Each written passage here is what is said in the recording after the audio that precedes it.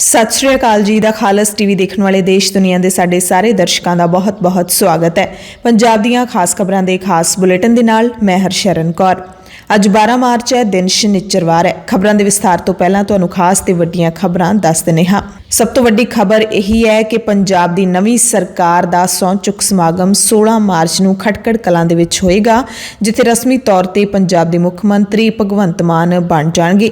आम आदमी पार्टी दे विधायक दल दी कल मोहाली दे विच बैठक हुई, जिस विच भगवंत मान नूं सर्बसम्मति दे नाल लीडर चुन लिया गया, विधायक दल दे आगू चुन लिया गया। हालांकि यह सिर्फ फॉर्मैलिटी है, इस तो पहला ही डिसाइड हो चुका है कि पंजाब दे मुख मंत्री भगवंत मान ही होणगे।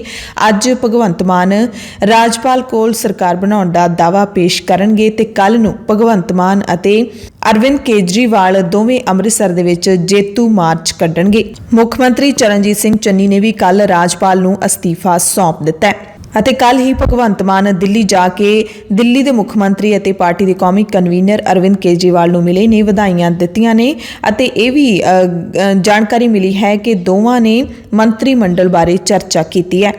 ਹਾਲਾਂਕਿ ਪਾਰਟੀ ਨੇ ਕਿਹਾ ਕਿ ਚੋਣ ਨਤੀਜਿਆਂ ਤੋਂ ਬਾਅਦ ਇਹ ਸਿਰਫ ਸਿਸ਼ਟਾਚਾਰ ਵਜੋਂ ਮੁਲਾਕਾਤ ਸੀ।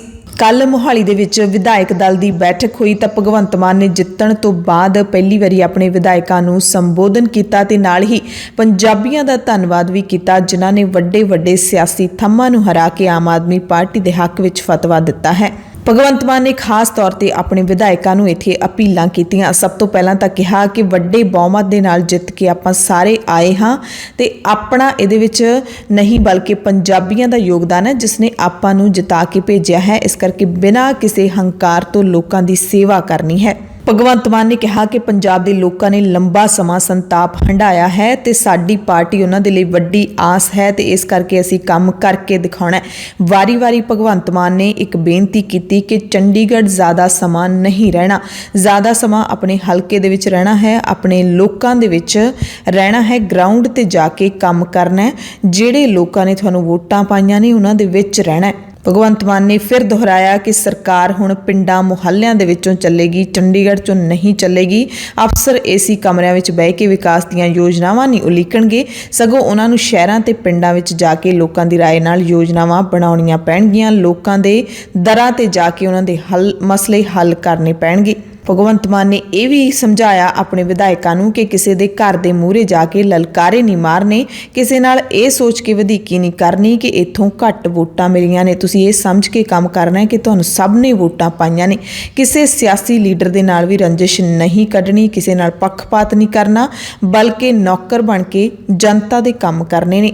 भगवंत मान ने यह भी सारिਆਂ ਨੂੰ दस दिता कि मुख मंत्री तो इलावा 17 जणिਆਂ ਨੂੰ ਵੱਡੀਆਂ जिम्मेदारियां मिलणगीਆਂ, यानी कि वजीरियां मिलणगीਆਂ, पर तुसीं सारे दे सारे ही वजीर हो, सारे विधायक मिल के ही काम करनगे। 16 तरीक ਨੂੰ 16 मार्च ਨੂੰ एक बहुत बड़ा इतिहासिक दिन होगा जदों मुख मंत्री ते मंत्रियों दी सौहां ਜਿਹੜੀਆਂ ਪਹਿਲਾਂ ਰਾਜ ਭਵਨ 'ਚ ਕਿਸੇ ਕ੍ਰਿਕਟ ਸਟੇਡੀਅਮ 'ਚ ਜਾ ਕੇ ਕਿਸੇ ਮੁੱਖ ਮੰਤਰੀ ਦੇ ਘਰ 'ਚ ਸਹੁੰ ਚੁੱਕੀ ਜਾਂਦੀਆਂ ਸੀ, ਉਹਨਾਂ ਨੂੰ ਆਪਾਂ ਬਾਹਰ ਕੱਢ ਕੇ ਸ਼ਹੀਦਾਂ ਦੇ ਪਿੰਡਾਂ 'ਚ ਲੈ ਕੇ ਜਾਵਾਂਗੇ, ਖਟਕੜ ਕਲਾਂ ਸਹੁੰ ਚੁੱਕਾਂਗੇ। एक मेरी बेनती है, हंकार नहीं करना, किसी के घर में जाके ललकारा नहीं मारना। अपने वलंटियरों को भी कह दो, जिन्होंने तुहानूं वोटां नहीं पाईआं तुसीं उन्हां दे भी MLA हो। इस करके कोई ये नहीं करना कि इस पिंड चों मैनूं घटिया सी, मैं इस पिंड का ये नहीं करूँगा, वो नहीं करूँगा। नो, पंजाबियों के MLA सरकार पंजाबियों ने बनाई है। एक मेरी होर बहुत इंपॉर्टेंट गल है और एक मैं बहुत स्ट्रिक्ट रहूँगा। मैं पहला भी तुहानूं कहता रहा, पहला मैं उन्होंने कहता रहा जिहड़े इलैक्टेड सी, पिछली टेन्योर हुण भी तुहानूं इलैक्टेड हो गया। चंडीगढ़ घट तो घट रहना, उत्थे जाके ਕੰਮ ਕਰਨੇ ਆ ਜਿੱਥੇ ਜਾ ਕੇ ਆਪਾਂ ਵੋਟਾਂ ਮੰਗੀਆਂ ਸੀ। ਵੋਟਾਂ ਵੇਲੇ ਤਾਂ ਆਪਾਂ ਘਰ ਡੋਰ ਟੂ ਡੋਰ ਵੀ ਕਰ ਲੈਂਦੇ ਹਾਂ, ਸੱਥਾਂ 'ਚ ਵੀ ਜਾਂਦੇ ਹਾਂ। ਜਿੱਤ ਕੇ ਇਹ ਨਹੀਂ ਕਹਿਣਾ ਲੋਕਾਂ ਨੂੰ ਹੁਣ ਤੁਸੀਂ ਮੈਨੂੰ ਮਿਲਣ ਚੰਡੀਗੜ੍ਹ ਆਓ। ਉਹ 500 ਗੱਡੀਆਂ ਲੈ ਕੇ ਆਉਣਗੇ ਸਾਰੇ ਪੰਜਾਬ 'ਚੋਂ ਤੁਹਾਨੂੰ ਮਿਲਣ ਲਈ, ਤੁਸੀਂ 2 ਦਿਨ ਲੈ ਕੇ ਜਾਣੀਆਂ ਨੇ। ਘੱਟ ਤੋਂ ਘੱਟ ਚੰਡੀਗੜ੍ਹ ਰਹਿਣਾ। ਸਰਕਾਰ ਪਿੰਡਾਂ 'ਚੋਂ ਚੱਲੂਗੀ, ਵਾਰਡਾਂ 'ਚੋਂ ਚੱਲੂਗੀ, ਮੁਹੱਲਿਆਂ 'ਚੋਂ ਚੱਲੂਗੀ। ਜਾ ਕੇ ਬੈਠੋ, 4-4 5-5 ਪਿੰਡਾਂ ਦਾ ਇਕੱਠ ਕਰੋ, ਬੈਠੋ, ਬੜਾ ਵਧੀਆ ਮੰਜਾ ਲੱਗੂਗਾ। ਪੁਰਾਣਾ ਟਾਈਮ ਯਾਦ ਆਊ ਲੋਕਾਂ ਨੂੰ ਕਿ ਅਸੀਂ ਆਉਂਦੇ ਹੁੰਦੇ ਸੀ ਪਹਿਲਾਂ ਯਾਰ। ਚਾਹ ਪੀਓ, ਲੋਕਾਂ ਨਾਲ ਗੱਲਾਂ ਕਰੋ, ਉਹਨਾਂ ਦੇ ਦੁੱਖ ਸੁੱਖ ਉਹਦੇ ਅਫਸਰਾਂ ਨਾਲ ਲੈ ਕੇ ਜਾਓ, ਉਹਨਾਂ ਦੇ ਉੱਥੇ ਫੈਸਲੇ ਹੱਲ ਕਰੋ। ਨਹੀਂ ਜਾ ਸਕਦੇ ਯਾਰ, ਉਹ ਤਹਿਸੀਲਾਂ ਕਚਹਿਰੀਆਂ 'ਚ ਜਾ ਕੇ ਥੱਕ ਚੁੱਕੇ ਨੇ, ਉਹ ਅੱਕ ਚੁੱਕੇ ਨੇ, ਉਹ ਚਿੱਟੀਆਂ ਦਾੜੀਆਂ ਹੋ ਗਈਆਂ, ਜੁੱਤੀਆਂ ਘਸ ਗਈਆਂ। ਮੰਗਲਵਾਰ ਨੂੰ ਆਇਓ, ਬੁੱਧਵਾਰ ਨੂੰ ਆਇਓ, ਵੀਰਵਾਰ ਨੂੰ ਆਇਓ। ਤੁਸੀਂ ਮੰਗਲਵਾਰ ਬੁੱਧਵਾਰਾਂ ਨੂੰ ਪਿੰਡਾਂ 'ਚ ਲੈ ਕੇ ਜਾਓ ਆਪਣੇ ਨਾਲ। ਕਿਆ ਕਰਦੇ ਜਿਹੜਾ ਵੀ ਅਫਸਰ ਕਹਿੰਦਾ ਮੈਂ ਨਹੀਂ ਜਾਣਾ, ਉਹਨੂੰ ਕਹਿਣਾ ਤੂੰ ਚੰਡੀਗੜ੍ਹ ਆ ਰਿਹਾ।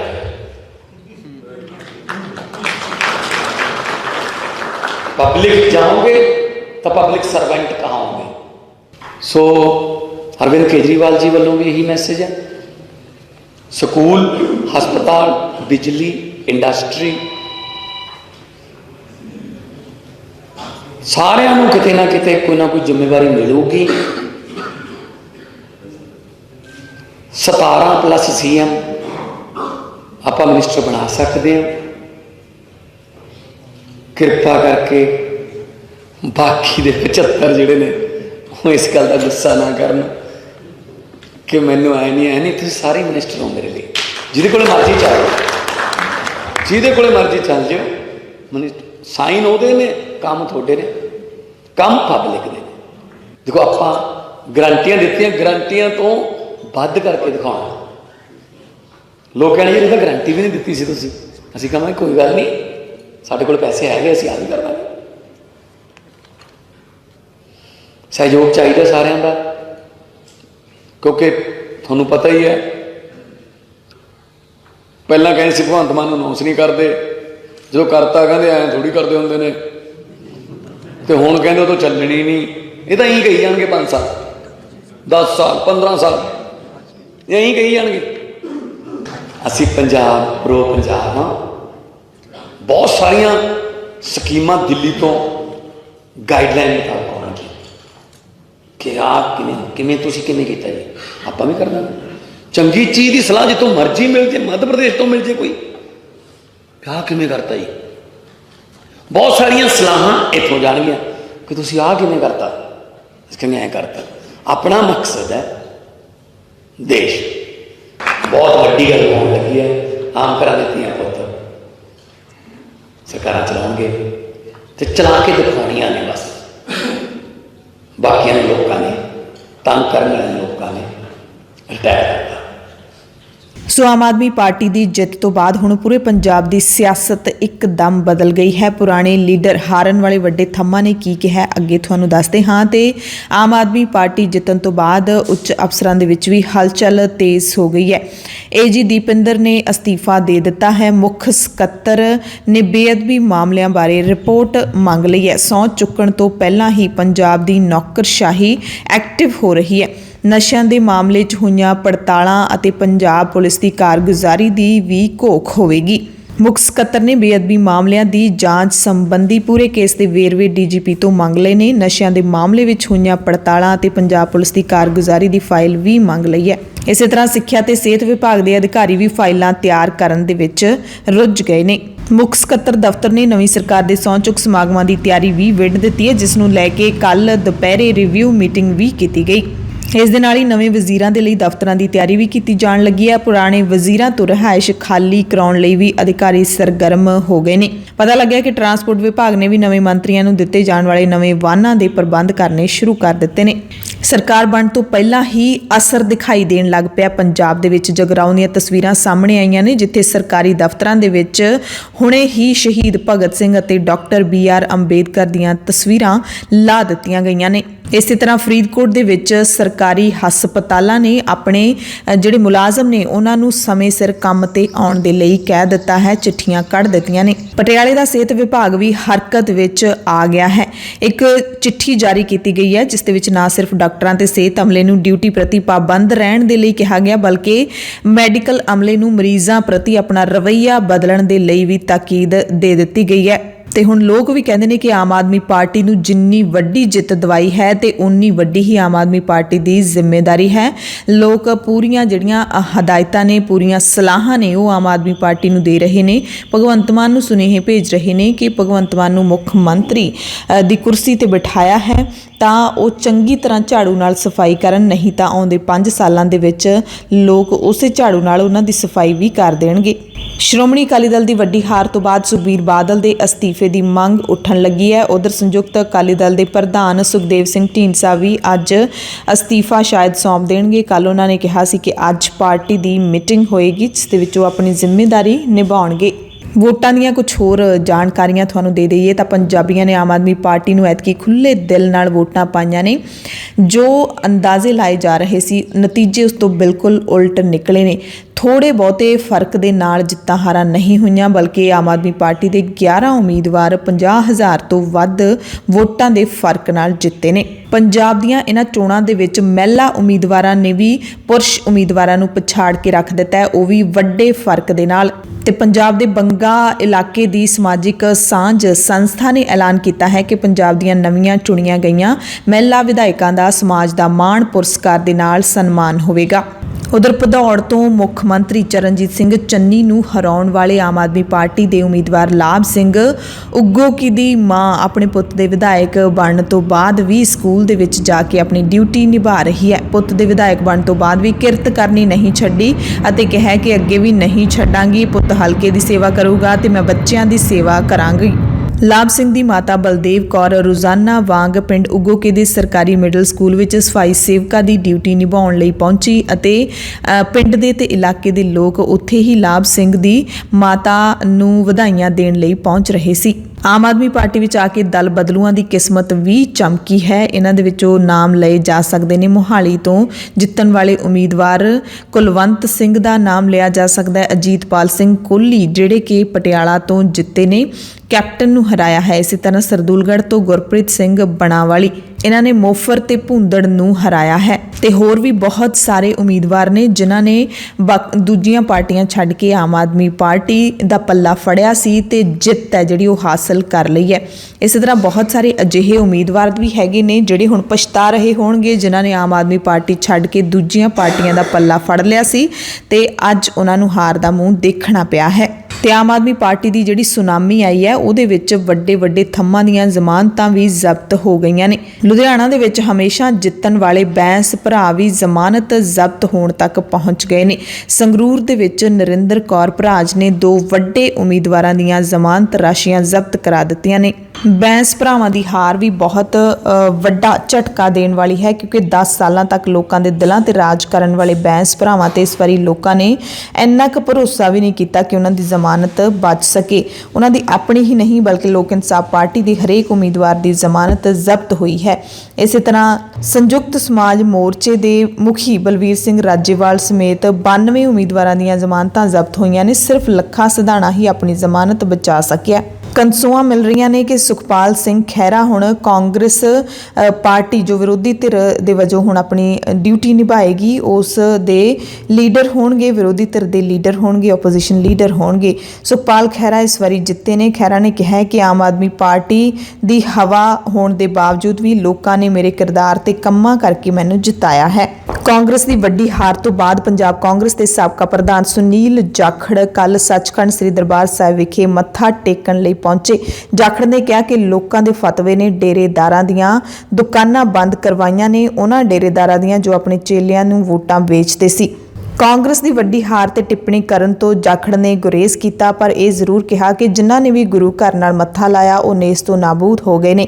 ਉਹਨਾਂ ਕਿਹਾ ਕਿ ਗੁਰੂ ਘਰ ਦੀ ਇਸੇ ਦਹਲੀਜ਼ ਤੇ ਖੜੇ ਹੋ ਕੇ ਜਿਨ੍ਹਾਂ ਲੋਕਾਂ ਨੇ ਕਿਹਾ ਸੀ ਕਿ ਬੇਅਦਬੀਆਂ ਕਰਾਉਣ ਜਾਂ ਫਿਰ ਕਰਨ ਵਾਲਿਆਂ ਦੀ ਮਦਦ ਕਰਨ ਵਾਲੇ ਲੀਡਰਾਂ ਦਾ ਕੱਖ ਨਾ ਰਹੇ, ਤੇ ਅੱਜ ਇਹੀ ਲੱਗ ਰਿਹਾ ਹੈ ਕਿ ਅਜਿਹੇ ਲੋਕਾਂ ਦਾ ਕੱਖ ਵੀ ਨਹੀਂ ਰਿਹਾ।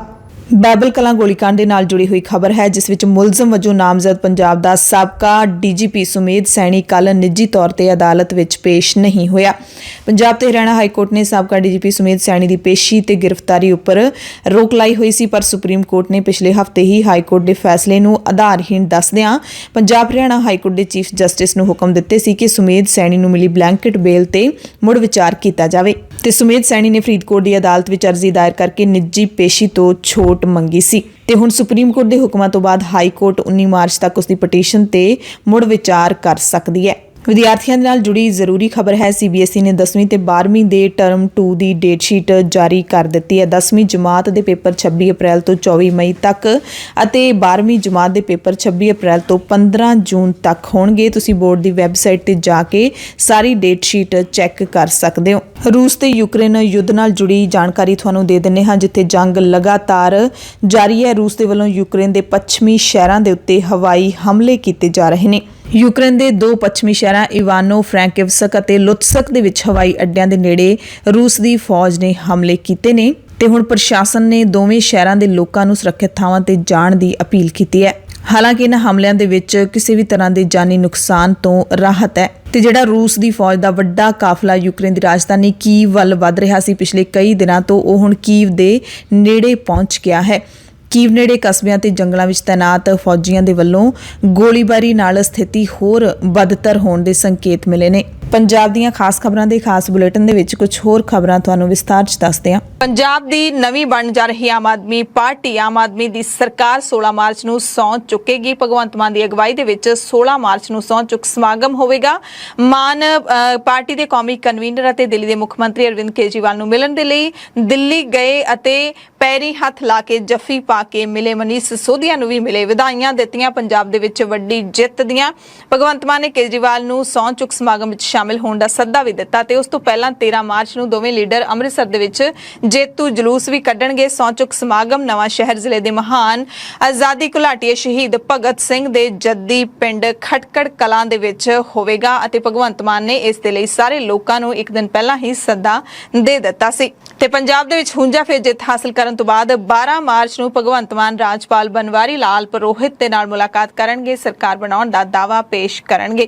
ਆਮ ਆਦਮੀ ਪਾਰਟੀ ਦੇ ਕੌਮੀ ਕਨਵੀਨਰ ਅਰਵਿੰਦ ਕੇਜਰੀਵਾਲ ਨੇ ਵੀ ਟਵੀਟ ਕੀਤਾ ਭਗਵੰਤ ਮਾਨ ਦੇ ਨਾਲ ਮੁਲਾਕਾਤ ਤੋਂ ਬਾਅਦ ਕਿ ਮੇਰਾ ਛੋਟਾ ਭਰਾ ਭਗਵੰਤ ਮਾਨ ਪੰਜਾਬ ਦੇ ਮੁੱਖ ਮੰਤਰੀ ਅਹੁਦੇ ਦੀ ਸਹੁੰ ਚੁੱਕਣ ਜਾ ਰਿਹਾ ਹੈ।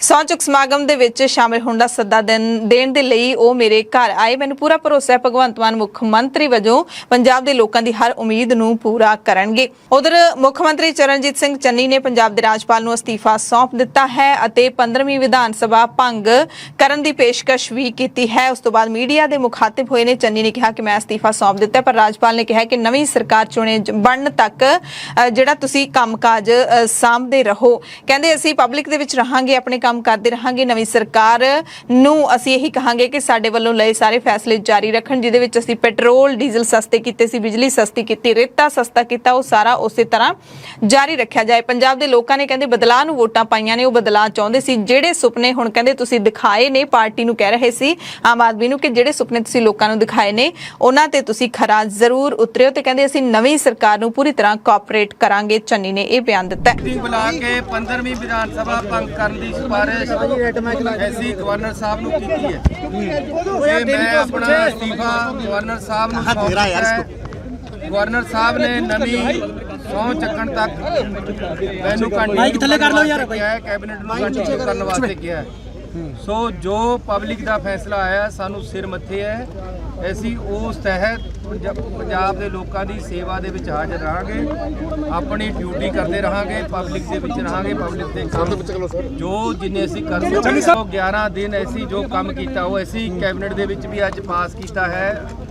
ਨਵੀਂ ਸਰਕਾਰ ਨੂੰ ਬੇਨਤੀ ਕੀਤੀ ਹੈ ਕਿ ਜੋ ਅਸੀਂ ਲੋਕ ਹਿੱਤ ਦੇ ਫੈਸਲੇ ਪਬਲਿਕ ਹਿੱਤ ਦੇ ਵਿੱਚ 111 ਦਿਨਾਂ ਵਿੱਚ ਰੱਖੇ ਹੈ ਲਏ ਹੈ ਉਹਨਾਂ ਨੂੰ ਅੱਗੇ ਕੰਟੀਨਿਊ ਜਾਰੀ ਰੱਖਿਆ ਜਾਵੇ, ਜਿਹਦੇ ਵਿੱਚ ਅਸੀਂ ਬਿਜਲੀ ਦੇ ਰੇਟ ਘਟਾਏ ਹੈ, ਪੈਟਰੋਲ ਦੇ ਰੇਟ ਘਟਾਏ ਹੈ, ਡੀਜ਼ਲ ਦੇ ਰੇਟ ਘਟਾਏ ਹੈ, ਰੇਤੇ ਦੇ ਰੇਟ ਘਟਾਏ ਹੈ, ਬਿਜਲੀ ਦੇ ਬਕਾਏ ਮਾਫ ਕੀਤੇ ਹੈ, ਬਹੁਤ ਸਾਰੇ ਹੋਰ ਫੈਸਲੇ ਲਗਭਗ 111 ਦਿਨਾਂ ਜੀ 111 ਫੈਸਲੇ ਲੋਕਾਂ ਦੇ ਹਿੱਤ ਦੇ ਲਏ ਹੈ। ਸਰ ਨੀਚੇ ਕਰੀਏ ਸਰ। ਅਸੀਂ ਨਵੀਂ ਸਰਕਾਰ ਜਿਹੜੀ ਆ ਰਹੀ ਹੈ ਉਹਨੂੰ ਬੇਨਤੀ ਕੀਤੀ ਹੈ ਕਿ ਉਹਨਾਂ ਨੂੰ ਕੰਟੀਨਿਊ ਕੀਤਾ ਜਾਵੇ। ਪ੍ਰਧਾਨ ਮੰਤਰੀ ਨਰਿੰਦਰ ਮੋਦੀ ਨੇ ਵੀ ਪੰਜਾਬ ਵਿਧਾਨ ਸਭਾ ਚੋਣਾਂ ਜਿੱਤਣ ਦੇ ਲਈ ਆਮ ਆਦਮੀ ਪਾਰਟੀ ਨੂੰ ਵਧਾਈ ਦਿੱਤੀ, ਜਿਸ ਤੋਂ ਬਾਅਦ ਅਰਵਿੰਦ ਕੇਜਰੀਵਾਲ ਨੇ ਧੰਨਵਾਦ ਵੀ ਕੀਤਾ।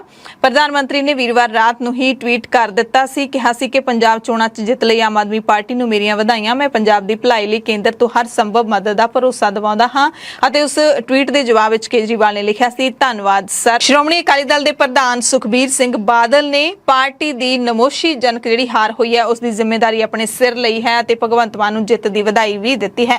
ਸੁਖਬੀਰ ਸਿੰਘ ਬਾਦਲ ਨੇ ਪਿੰਡ ਬਾਦਲ ਦੇ ਵਿੱਚ ਮੀਡੀਆ ਨੂੰ ਸੰਬੋਧਨ ਕੀਤਾ ਅਤੇ ਉਹਨਾਂ ਨੇ ਕਿਹਾ ਕਿ ਨਤੀਜਿਆਂ ਦੀ ਪੜਚੋਲ ਦੇ ਲਈ ਚੰਡੀਗੜ੍ਹ ਦੇ ਵਿੱਚ ਪਾਰਟੀ ਕੋਰ ਕਮੇਟੀ ਦੀ ਬੈਠਕ ਵੀ ਸੱਦੀ ਗਈ ਹੈ ਤੇ ਇਸ ਬੈਠਕ ਦੀ ਪੁਸ਼ਟੀ ਦਲਜੀਤ ਸਿੰਘ ਚੀਮਾ ਨੇ ਵੀ ਕੀਤੀ ਕਿ 14 ਮਾਰਚ ਨੂੰ ਦੁਪਹਿਰੇ 2 ਵਜੇ ਪਾਰਟੀ ਦਫ਼ਤਰ ਦੇ ਵਿੱਚ ਕੋਰ ਕਮੇਟੀ ਦੀ ਬੈਠਕ ਸੱਦੀ ਗਈ ਹੈ। ਤੇ ਇਹਨਾਂ ਚੋਣ ਨਤੀਜਿਆਂ ਬਾਰੇ ਬੋਲਦਿਆਂ ਸੁਖਬੀਰ ਨੇ ਕਿਹਾ ਕਿ ਪਾਰਟੀ ਜਿਹੜੀ ਸਾਡੀ ਪਾਰਟੀ ਦੀ ਹਾਰ ਹੋਈ ਹੈ, ਇਹਦਾ ਮਤਲਬ ਇਹ ਨਹੀਂ ਕਿ ਅਸੀਂ ਬੈਠ ਜਾਵਾਂਗੇ, ਕਿਉਂਕਿ ਫੌਜੀ ਦਾ ਕੰਮ ਲੜਨਾ ਹੁੰਦਾ ਤੇ ਸਿੱਖ ਤਾਂ ਹਮੇਸ਼ਾ ਜੰਗਾਂ ਯੁੱਧਾਂ ਲੜਦੇ ਰਹੇ ਨੇ। ਖਾਲਸਾ ਸਦਾ ਮੁਗਲਾਂ ਦੇ ਨਾਲ ਲੜਦਾ ਰਿਹਾ, ਸੋ ਅਸੀਂ ਫੌਜੀ ਵਾਂਗੂ ਹਾਂ, ਫੌਜ ਦੇ ਵਿੱਚ ਹਾਂ, ਲੜਦੇ ਰਹਾਂਗੇ, ਕੰਮ ਕਰਦੇ ਰਹਾਂਗੇ। ਅਸੀਂ ਹਾਰ ਦੇਖ ਕੇ ਘਰੇ ਬੈਠਣ ਵਾਲੇ ਨਹੀਂ ਹਾਂ। ਜੋ ਕੱਲ ਨਤੀਜੇ ਪੰਜਾਬ ਦੇ ਆਏ ਹੈ ਸ਼੍ਰੋਮਣੀ ਅਕਾਲੀ ਦਲ ਦੇ ਪ੍ਰਧਾਨ ਤੇ ਸਮੁੱਚੇ ਵਰਕਰਾਂ ਤਰਫੋਂ ਅਸੀਂ ਐਕਸੈਪਟ ਕਰਦੇ ਹਾਂ। ਜੋ ਆਇਆ ਸੀ ਜਨਤਾ ਦੀ ਆਵਾਜ਼ ਰੱਬ ਦੀ ਆਵਾਜ਼ ਵਾਂਗੂ ਹੈ ਤੇ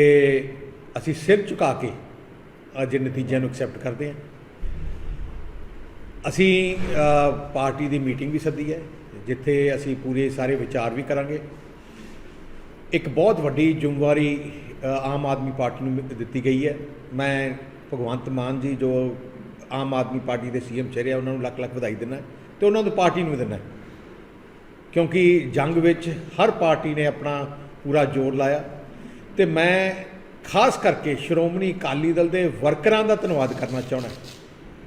ਇਸ ਲੜਾਈ ਵਿੱਚ ਮੈਂ ਮਾਣ ਨਾਲ ਕਹਿ ਸਕਦਾ ਕਿ ਸ਼੍ਰੋਮਣੀ ਅਕਾਲੀ ਦਲ ਦੇ ਵਰਕਰਾਂ ਨੇ ਦਿਨ ਰਾਤ ਮਿਹਨਤ ਕੀਤੀ। ਇੰਨੀ ਮਿਹਨਤ ਮੈਂ ਆਪਣੀ ਜ਼ਿੰਦਗੀ 'ਚ ਨਹੀਂ ਦੇਖੀ ਜਿੰਨੀ ਐਕਟੀ ਕੀਤੀ ਹੈ। ਜਿਹੜੇ ਤੁਸੀਂ ਦੇਖੋ ਫੌਜ ਦਾ ਕੰਮ ਆ ਲੜਨਾ, ਤੇ ਖਾਲਸਾ ਪੰਥ ਨੇ ਤਾਂ ਸਦਾ ਲੜਾਈਆਂ ਲੜੀਆਂ। ਮੁਗਲਾਂ ਦੇ ਖਿਲਾਫ ਲੜਾਈ ਲੜਦੇ ਰਹੇ, ਹਾਰਦੇ ਵੀ ਰਹੇ, ਜਿੱਤਦੇ ਵੀ ਰਹੇ। ਇਹਦਾ ਮਤਲਬ ਨਹੀਂ ਹੈ ਕਿ ਹਾਰ ਗਏ ਤੇ ਅਸੀਂ ਘਰੇ ਬਹਿ ਗਏ। ਹਾਰਨ ਦਾ ਮਤਲਬ ਹੈ ਕਿ ਹੁਣ ਅਗਲੀ ਵਾਰ ਜਿੱਤਾਂਗੇ। ਇਹ ਮੈਂ ਕਿਸੇ ਪਛਤਾਉਣ ਦੀ ਗੱਲ ਨਹੀਂ ਕਰਨਾ ਚਾਹੁੰਦਾ। ਦੇਖੋ ਜਨਤਾ ਦਾ ਫੈਸਲਾ ਹੈ, ਰੱਬ ਦਾ ਫੈਸਲਾ ਹੈ। ਜੋ ਫੈਸਲਾ ਹੈ, ਮੌਕਾ ਦਿੱਤਾ ਆਮ ਆਦਮੀ ਪਾਰਟੀ ਨੂੰ, ਮੈਨੂੰ ਪੂਰੀ ਆਸ ਹੈ ਕਿ ਜਿਸ ਉਮੀਦ ਨਾਲ ਆਮ ਆਦਮੀ ਪਾਰਟੀ ਨੂੰ ਮੌਕਾ ਦਿੱਤਾ ਗਿਆ ਹੈ, ਆਮ ਆਦਮੀ ਪਾਰਟੀ ਦੀ ਸਰਕਾਰ ਉਹ ਕੰਮ ਜ਼ਰੂਰ ਕਰੂਗੀ। ਇਸੇ ਦਰਮਿਆਨ ਸ਼੍ਰੋਮਣੀ ਅਕਾਲੀ ਦਲ ਦੀ ਨਿਰਾਸ਼ਾਜਨਕ ਹਾਰ ਤੋਂ ਬਾਅਦ ਹੁਣ ਅਕਾਲੀ ਦਲ ਦੇ ਅੰਦਰ ਬਗਾਵਤ ਵੀ ਸ਼ੁਰੂ ਹੋ ਗਈ ਹੈ। ਸ਼੍ਰੋਮਣੀ ਯੂਥ ਅਕਾਲੀ ਦਲ ਦੇ ਕੌਮੀ ਸੀਨੀਅਰ ਮੀਤ ਪ੍ਰਧਾਨ ਹਰਿੰਦਰਪਾਲ ਸਿੰਘ ਟੌੜਾ ਨੇ ਪਾਰਟੀ ਪ੍ਰਧਾਨ ਸੁਖਬੀਰ ਸਿੰਘ ਬਾਦਲ ਤੋਂ ਤੁਰੰਤ ਅਸਤੀਫੇ ਦੀ ਮੰਗ ਕੀਤੀ ਹੈ। ਟੌੜਾ ਨੇ ਕਿਹਾ ਕਿ ਸੁਖਬੀਰ ਬਾਦਲ ਨੂੰ ਹਾਰ ਦੀ ਜ਼ਿੰਮੇਵਾਰੀ ਲੈਂਦੇ ਹੋਏ ਤੁਰੰਤ ਆਪਣੇ ਅਹੁਦੇ ਤੋਂ ਅਸਤੀਫਾ ਦੇਣਾ ਚਾਹੀਦਾ ਹੈ, ਕਿਉਂਕਿ ਬਾਦਲ ਦੀ ਅਗਵਾਈ ਦੇ ਵਿੱਚ ਪਾਰਟੀ ਦੀ ਇਹ ਸਭ ਤੋਂ ਨਿਰਾਸ਼ਾਜਨਕ ਤੇ ਲਗਾਤਾਰ ਦੂਜੀ ਹਾਰ ਹੈ। ਪੰਜਾਬ ਨੇ ਬਾਦਲ ਪਰਿਵਾਰ ਦੀ ਅਗਵਾਈ ਨੂੰ ਸਵੀਕਾਰ ਕਰਨ ਤੋਂ ਇਨਕਾਰ ਕਰ ਦਿੱਤਾ ਹੈ। ਸੋ ਹਾਲਾਂਕਿ ਪਾਰਟੀ ਦੇ ਇੱਕ ਲੀਡਰ ਨੇ ਮੰਗ ਕੀਤੀ ਹੈ, ਪਰ ਹੋਰ ਕਿਸੇ ਵੀ ਵੱਡੇ ਲੀਡਰ ਨੇ ਇਹ ਮੰਗ ਨਹੀਂ ਕੀਤੀ ਹੈ ਤੇ ਨਾ ਹੀ ਸੁਖਬੀਰ ਬਾਦਲ ਨੇ ਨੈਤਿਕਤਾ ਦੇ ਆਧਾਰ ਤੇ ਅਸਤੀਫਾ ਦਿੱਤਾ ਹੈ। ਸੁਖਬੀਰ ਬਾਦਲ ਨੇ ਤਾਂ ਅਸਤੀਫਾ ਦੇਣ ਦਾ ਕੋਈ ਮਨ ਨਹੀਂ ਬਣਾਇਆ, ਪਰ ਸ਼੍ਰੋਮਣੀ ਅਕਾਲੀ ਦਲ ਸੰਯੁਕਤ ਦੇ ਪ੍ਰਧਾਨ ਸੁਖਦੇਵ ਸਿੰਘ ਢੀਂਡਸਾ ਨੇ ਜ਼ਰੂਰ ਪਾਰਟੀ ਦੇ ਪ੍ਰਧਾਨਗੀ ਦੇ ਅਹੁਦੇ ਤੋਂ ਅਸਤੀਫਾ ਦੇਣ ਦਾ ਐਲਾਨ ਕਰ ਦਿੱਤਾ ਹੈ। ਢੀਂਡਸਾ ਨੇ ਕਿਹਾ ਹੈ ਕਿ ਹਾਰ ਦੀ ਜ਼ਿੰਮੇਵਾਰੀ ਮੇਰੀ ਹੈ ਅਤੇ ਮੈਂ ਜਲਦੀ ਪਾਰਟੀ ਦੀ ਮੀਟਿੰਗ ਦੇ ਵਿੱਚ ਅਸਤੀਫਾ ਦੇ ਦਿਆਂਗਾ। 12 ਮਾਰਚ ਨੂੰ ਪਤਾ ਲੱਗਿਆ ਕਿ ਇਹਨਾਂ ਦੀ ਪਾਰਟੀ ਦੀ ਮੀਟਿੰਗ ਹੋਣ ਜਾ ਰਹੀ ਹੈ। ਢੀਂਡਸਾ ਨੇ ਕਿਹਾ ਕਿ ਜੇ ਮੈਂ ਕਿਸੇ ਵੀ ਪਾਰਟੀ ਦੇ ਹਾਰਨ ਤੇ ਉਸ ਪਾਰਟੀ ਦੇ ਪ੍ਰਧਾਨ ਤੋਂ ਅਸਤੀਫੇ ਦੀ ਮੰਗ ਕਰ ਸਕਦਾ ਹਾਂ ਤਾਂ ਫਿਰ ਮੇਰੀ ਵੀ ਜ਼ਿੰਮੇਵਾਰੀ ਹੈ ਕਿ ਮੈਂ ਵੀ ਅਸਤੀਫਾ ਦੇਵਾਂ, ਕਿਉਂਕਿ ਮੇਰੀ ਪਾਰਟੀ ਵੀ ਹਾਰੀ ਹੈ। ਸੁਖਦੇਵ ਸਿੰਘ ਢੀਂਡਸਾ ਨੇ ਅਕਾਲੀ ਦਲ ਦੀ ਹਾਰ ਤੇ ਵੀ ਸਵਾਲ ਚੁੱਕੇ ਨੇ, ਕਿਹਾ ਕਿ ਅਕਾਲੀ ਦਲ ਨੂੰ ਜੇ ਬਚਾਉਣਾ ਤਾਂ ਸੁਖਬੀਰ ਨੂੰ ਹਟਾਉਣਾ ਪਵੇਗਾ। ਸੁਖਬੀਰ ਦੀ ਪ੍ਰਧਾਨਗੀ ਹੇਠ ਅਕਾਲੀ ਦਲ ਬਿਲਕੁਲ ਖਤਮ ਹੋ ਜਾਏਗਾ। ਕਹਿੰਦੇ ਅਕਾਲੀ ਦਲ ਦੇ ਵਿੱਚ ਜੋ ਵੀ ਥੋੜੀ ਬਹੁਤੀ ਜਾਨ ਬਚੀ ਹੈ ਉਹ ਵੀ ਚਲੀ ਜਾਊਗੀ। ਇਸ ਕਰਕੇ ਕਹਿੰਦੇ ਮੈਂ ਅਕਾਲੀ ਦਲ ਛੱਡਿਆ ਸੀ। ਪ੍ਰਕਾਸ਼ ਸਿੰਘ ਬਾਦਲ ਨੂੰ 94 ਸਾਲ ਦੀ ਉਮਰ ਵਿੱਚ ਚੋਣ ਨਹੀਂ ਲੜਨੀ ਚਾਹੀਦੀ ਸੀ। ਸੁਖਦੇਵ ਸਿੰਘ ਢੀਂਡਸਾ ਨੂੰ ਅਫਸੋਸ ਹੈ ਕਿ ਪ੍ਰਕਾਸ਼ ਸਿੰਘ ਬਾਦਲ ਆਪਣੀ ਅਖੀਰਲੀ ਚੋਣ ਹਾਰ ਕੇ ਜਾਣਗੇ ਇਸ ਦੁਨੀਆ ਤੋਂ, ਜਿਹਦਾ ਸਭ ਨੂੰ ਦੁੱਖ है। इस्तीफा भी दूंगा, क्योंकि अगर मैं मांग सकता हूँ इस्तीफा किसी को हारने के बाद, तो मेरी पार्टी भी हारी है तो मैं भी इस्तीफा दूंगा कल। मैं अकाली दल इसलिए छोड़ा था कि मैंने कहा था कि सुखबीर बादल की प्रेसिडेंटशिप में हम कामयाब नहीं हो सकते। और वही आज हुआ है। हमें दुख ये है कि प्रकाश सिंह बादल को इस उम्र में लड़नी नहीं चाहिए थी, लेकिन वो परिवार की मजबूरी के तहत उन्होंने इलेक्शन लड़ी है और आखिर में जाके वो अपनी लास्ट जो इलेक्शन है वो हार के जा रहे हैं। इसका दुख तो है ही सभी को। प्रकाश सिंह बादल को नहीं चाहिए था, चाहे परिवार उस पर जोर डाल भी रहा था तो उनको नहीं चाहिए।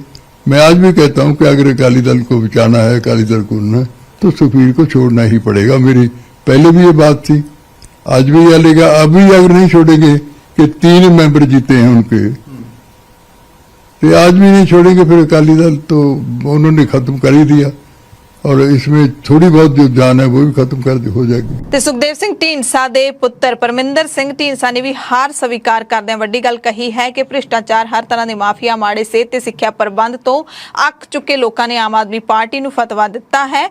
ਉਹਨਾਂ ਨੇ ਕਿਹਾ ਕਿ ਪੰਜਾਬ ਦੀਆਂ ਵਿਧਾਨ ਸਭਾ ਚੋਣਾਂ ਦੇ ਨਤੀਜੇ ਇਤਿਹਾਸਿਕ ਨੇ। ਕਹਿੰਦੇ ਇਸ ਵੱਡੇ ਫਤਵੇ ਤੋਂ ਬਾਅਦ ਮੈਨੂੰ ਲੱਗਦਾ ਹੈ ਕਿ ਆਮ ਆਦਮੀ ਪਾਰਟੀ ਲੋਕਾਂ ਦੀਆਂ ਉਮੀਦਾਂ ਤੇ ਖਰੀ ਉਤਰੇਗੀ ਤਾਂ ਕਿ ਉਹ ਆਪਣੀ ਭਰੋਸੇਯੋਗਤਾ ਨੂੰ ਕਾਇਮ ਰੱਖ ਸਕੇ। ਕਹਿੰਦੇ ਸਾਨੂੰ ਵੀ ਲੋਕਾਂ ਦਾ ਭਰਵਾਂ ਸਾਥ ਮਿਲਿਆ, ਇਸ ਲਈ ਮੈਂ ਸਾਰੇ ਲੋਕਾਂ ਦਾ ਧੰਨਵਾਦ ਕਰਦਾ ਹਾਂ। ਵਿਸ਼ਵਾਸ ਵੀ ਦਿਵਾਉਂਦਾ ਹਾਂ ਕਿ ਜਿੱਥੇ ਵੀ ਸਾਡੇ ਸਹਿਯੋਗ ਦੀ ਲੋੜ ਪਵੇਗੀ ਅਸੀਂ ਨਿੱਠ ਕੇ ਸਾਥ ਦੇਵਾਂਗੇ ਅਤੇ ਇਸ ਆਮ ਆਦਮੀ ਪਾਰਟੀ ਦੀ ਸਰਕਾਰ ਤੋਂ ਅਸੀਂ ਚੰਗੇ ਭਵਿੱਖ ਦੀ ਆਸ ਕਰਦੇ ਹਾਂ। ਜ਼ਮੀਨੀ ਪੱਧਰ ਤੇ ਆ ਰਹੀਆਂ ਸਮੱਸਿਆਵਾਂ, ਚਾਹੇ ਕਰਪਸ਼ਨ, ਚਾਹੇ ਨਸ਼ੇ, ਚਾਹੇ ਬਰਗਾੜੀ ਦਾ ਜੋ ਕਾਂਡ ਹੋਇਆ, ਦੂਸਰਾ ਐਜੂਕੇਸ਼ਨ ਸਿਸਟਮ ਤੇ ਹੈਲਥ ਸਿਸਟਮ ਵਿੱਚ ਸੁਧਾਰ, ਇਹ ਚੀਜ਼ਾਂ ਨੂੰ ਲੈ ਕੇ ਲੋਕਾਂ ਨੇ ਫਤਵਾ ਦਿੱਤਾ ਤੇ ਅੱਜ ਮੈਂ ਆਸ ਕਰਦਾ ਵੀ ਜਿਹੜੀ ਨਵੀਂ ਸਰਕਾਰ ਬਣ ਜਾ ਰਹੀ ਹੈ ਉਹ ਲੋਕਾਂ ਦੀਆਂ ਭਾਵਨਾਵਾਂ ਤੇ ਪੂਰੀ ਉਤਰੇਗੀ, ਪੰਜਾਬ ਦੀ ਤਰੱਕੀ ਲਈ ਕੰਮ ਕਰੇਗੀ ਤੇ ਉਹਨਾਂ ਵੱਲੋਂ ਪੰਜਾਬ ਦੇ ਹਿੱਤ ਵਿੱਚ ਲਏ ਜਾਣ ਵਾਲੇ ਫੈਸਲੇ, ਉਹਨਾਂ ਦਾ ਅਸੀਂ ਹਰ ਪ੍ਰਕਾਰ ਦਾ